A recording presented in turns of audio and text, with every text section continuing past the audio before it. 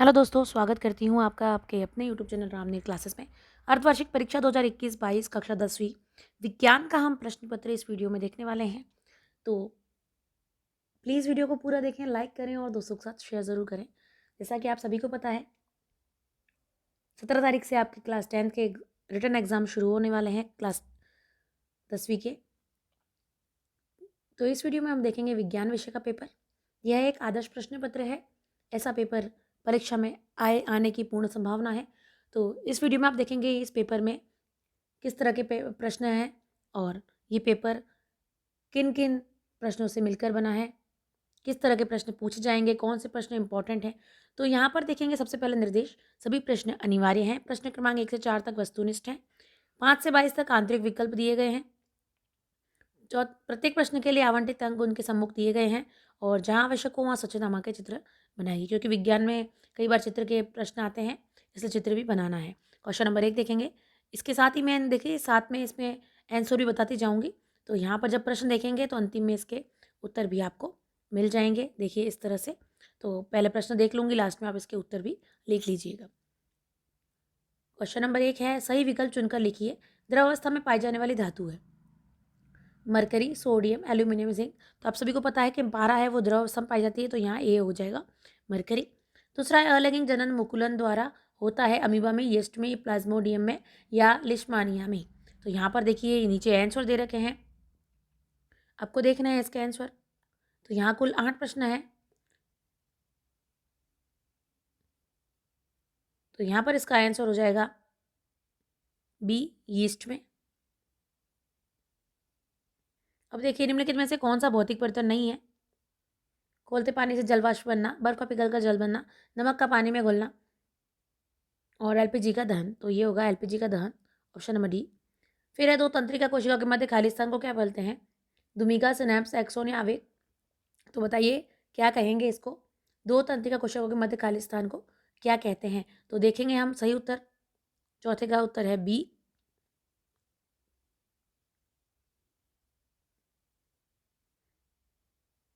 तो ये होगा सिनेप्स, ऑप्शन नंबर बी।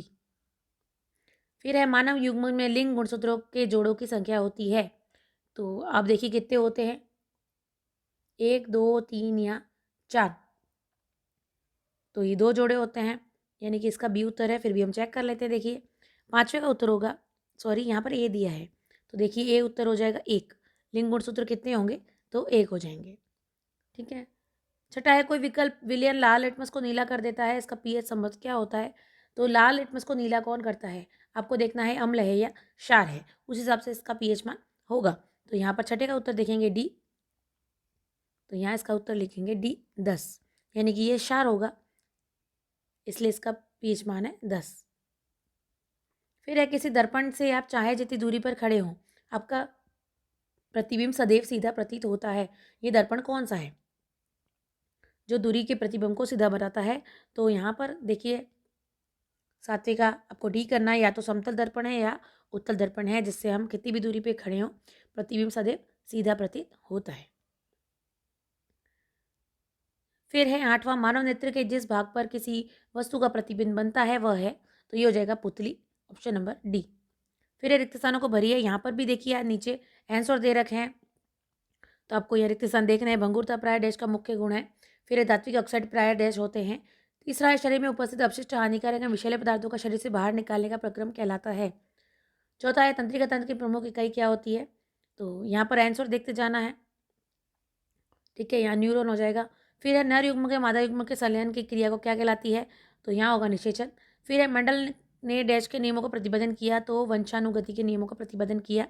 7वां है, पृथ्वी के चुंबकीय क्षेत्र में खींची गई क्षेत्र रेखाएं परस्पर समांतर होती है।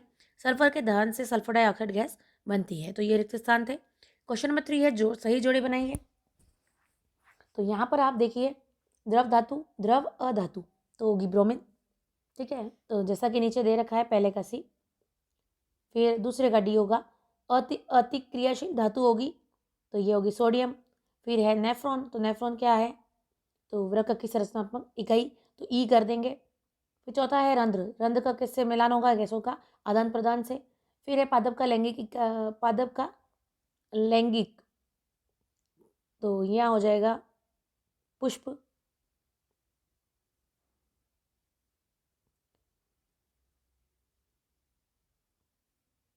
छठे का आपको देखना है नर युग्मक, तो ये हो जाएगा शुक्राणु। फिर है विद्युत ऊर्जा का मात्रक, विद्युत ऊर्जा का मात्रक क्या है, तो यहाँ पर आपको देखना है विद्युत ऊर्जा का मात्रक है किलोवाट घंटा, और विभवांतर का मात्रक है तो ओम एम्पियर। इस तरह आपको चाहे तो उसका स्क्रीनशॉट भी ले सकते हैं। अच्छा सा, बहुत ही अच्छा प्रश्न था, परीक्षा में आने लायक है। चौथा, एक शब्द या वाक्य में उत्तर दीजिए। पहला है समूह 2 के तत्वों को क्या कहा जाता है, तो यहाँ पर देखिए क्षारीय मृदा धातु उत्तर दे रखे हैं। छोटे छोटे के तो मैं बता दूंगी, बड़े के आप किताब से देख सकते हैं। दूसरा, प्रतिवर्ती क्रिया को कौन नियंत्रित करता है, तो आंसर होगा मेरुरज्जु। फिर है मनुष्य में शुक्राणु जनन क्रिया कहाँ होती है, तो ये होती है वृषण में। चौथा है किसी गोले दर्पण की वक्र त्रिज्या आर और उसकी फोकस दूरी में क्या संबंध होता है, तो ये लिखता है आर बराबर 2f। F1 लिखा है वहाँ F कर देना है। फिर है श्वेत प्रकाश के विक्षेपण में किस रंग के प्रकाश का विचलन सर्वाधिक होता है, तो यहाँ होगा बैंगनी। फिर है विद्युत घंटी में किस प्रकार की चुंबक का प्रयोग किया जाता है, तो ये आंसर होगा विद्युत चुंबक। फिर है किसी क्षेत्र रेखा के निजी बिंदु पर किसी बिंदु पर खींची गई स्पर्शरेखा की दिशा क्या प्रदर्शित करती है, तो चुंबकीय क्षेत्र की दिशा। पौधे अपना भोजन किस प्रक्रिया द्वारा बनाते हैं, तो प्रकाश संश्लेषण। तो ये हमारा हो गया क्वेश्चन नंबर 4। आगे देखते हैं क्वेश्चन नंबर 5। अब यहाँ से बड़े बड़े क्वेश्चन है तो इसके आंसर आपको खुद देखने होंगे। प्रश्न देखिए, बहुत ही इंपॉर्टेंट है। विस्थापन अभिक्रिया किन्हें कहते हैं, उदाहरण दीजिए। अथवा अवक्षेपण अभिक्रिया से आप क्या समझते हैं, उदाहरण देकर समझाइए। तो ये अथवा में प्रश्न है, दोनों में से एक करना है आपको। छठे में भी विकल्प दे रखे हैं, आयनिक यौगिकों के उच्च गलनांक क्यों होते हैं, अथवा लोहे को जंग से बचाने के 2 तरीके बताइए। सातवां है न्यूलैंड का अष्टक नियम क्या है, अथवा मैंडलिम का आवर्त नियम क्या है। आठवां है प्रकाश संश्लेषण के लिए आवश्यक कच्ची सामग्री पौधे कहाँ से प्राप्त करता है, अथवा उत्सर्जित उत्पाद से छुटकारा पाने के लिए पादप किन विधियों का उपयोग करते हैं। नवा है मुकुलन क्या है, अथवा बहुखंडन क्या है। 10वां हो जाएगा मेंडल का पृथक्करण का नियम समझाइए, अथवा लिंग निर्धारण में गुणसूत्र की भूमिका को समझाइए। 11वां है अपवर्तनांक से आप क्या समझते हैं, अथवा लेंस की क्षमता से आप क्या समझते हैं, इसका मात्रक लिखिए। 12वां है विद्युत विभव किसे कहते हैं, इसका मात्रक लिखिए, अथवा विद्युत प्रतिरोध किसे कहते हैं, इसका मात्रक क्या है। 13वां हो जाएगा विद्युत धारा के ऊष्मीय प्रभाव के अनुप्रयोग लिखिए, अथवा फ्यूज वायर किस प्रकार विद्युत उपकरणों को नष्ट होने से बचाता है।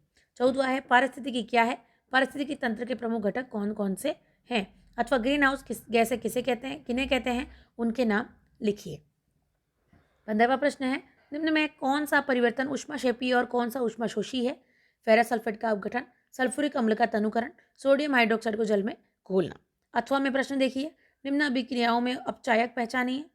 4NH + 5O2 gives 4NO + 6H2O। I think यहाँ H2O होगा, देख लेना। फिर है Fe2O3, फिर 3CO + 2Fe + 3CO2। फिर है 2H2O + O gives 2H2O। 16वां है मानव नेत्र का नामांकित चित्र बनाइए, अथवा प्रिज्म से प्रकाश के पर अपवर्तन का नामांकित चित्र बनाइए। 17वां है चुंबकीय क्षेत्र रेखाओं के कोई 3 गुण लिखिए, अथवा दक्षिण हस्त अंगुष्ठ नियम को चित्र सहित समझाइए। 18वां है पवन ऊर्जा का उपयोग किस प्रकार किया जा सकता है, अथवा बायोगैस संयंत्र किसानों के लिए वरदान है, क्यों। 19वां प्रश्न देखिए, प्रयोगशाला में हाइड्रोजन गैस बनाते समय एक परख नली में दानेदार जिंक लेकर उसमें तनु सल्फ्यूरिक अम्ल डाला जाता है, तो हाइड्रोजन गैस बुलबुलों के साथ निकलती है। निम्न परिवर्तन करने पर क्या होगा। पहला है दानेदार जिंक के स्थान पर जिंक पाउडर डाल लिया जाए। दूसरा है तनु सल्फ्यूरिक अम्ल की जगह तनु हाइड्रोक्लोरिक अम्ल लिया जाए। स है जिंक के स्थान पर तांबे की छीलन ली जाए। और डी है तनु सल्फ्यूरिक अम्ल के साथ स्थान पर सोडियम हाइड्रोक्साइड लेकर परख नली को गर्म किया जाए। तो आपको ये देखना, ये बड़ा क्वेश्चन है, तो इन चारों के आपको कारण लिखने हैं यहाँ पर। अथवा में आएगा एक धातु का कार्बोनेट X एक अम्ल से अभिक्रिया करके गैस निकालता है, जिसे एक विलयन Y में प्रवाहित करने पर पुनः धातु कार्बोनेट बनाता है। दूसरी तरफ एक गैस G जो नमक के विलयन के विद्युत अपघटन के समय धन आयन पर प्राप्त होती है, को यदि शुष्क Y पर प्रवाहित करते हैं तो एक यौगिक Z बनता है, जिसका उपयोग पीने के पानी को कीटाणु रहित बनाने के काम आता है। X, Y, G और Z की पहचान कीजिए। तो यहाँ पर आपको ये बड़ा प्रश्न है। 19वां हो गया है। 20वां देखते हैं, प्रथम 4 हाइड्रोकार्बनों के नाम, सूत्र एवं संरचना सूत्र लिखिए, अथवा साबुन की सफाई प्रक्रिया की क्रियाविधि लिखिए। 21वां है मनुष्य के हृदय की कार्यविधि का वर्णन कीजिए अथवा वृक्क की संरचना एवं क्रियाविधि का वर्णन कीजिए। मतलब इस पार्ट से एक बड़ा प्रश्न जरूर आएगा, ध्यान दीजिएगा।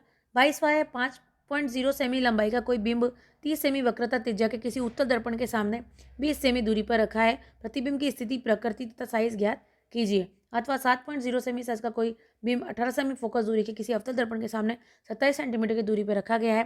दर्पण से कितनी दूरी पर किसी पर्दे को रखें कि उस पर वस्तु का स्पष्ट फोकसित प्रतिबिंब प्राप्त किया जा सके। प्रतिबिंब का साइज और प्रकृति ज्ञात कीजिए। तो यहाँ 22 प्रश्न थे। 22 प्रश्न पूरे मैंने आपको बता दिए कौन कौन से प्रश्न इंपॉर्टेंट है, और इस पेपर से आपको ये भी पता चल गया होगा कि कौन से पार्ट से किस तरह के प्रश्न पूछे जाएंगे। तो यहाँ हमारा पेपर समाप्त हो जाता है। अर्धवार्षिक परीक्षा का विषय है विज्ञान, कक्षा है 10वीं। आशा करते हैं आपको वीडियो पसंद आया होगा। वीडियो को लाइक ज़रूर करें और दोस्तों के साथ शेयर करें। नेक्स्ट वीडियो में मैं आगे के पेपर लेके आऊँगी, सामाजिक के, हिंदी के। तो चैनल पे बने रहिएगा। वीडियो को पूरा देखने के लिए बहुत बहुत धन्यवाद। जल्द मिलेंगे अगले वीडियो में।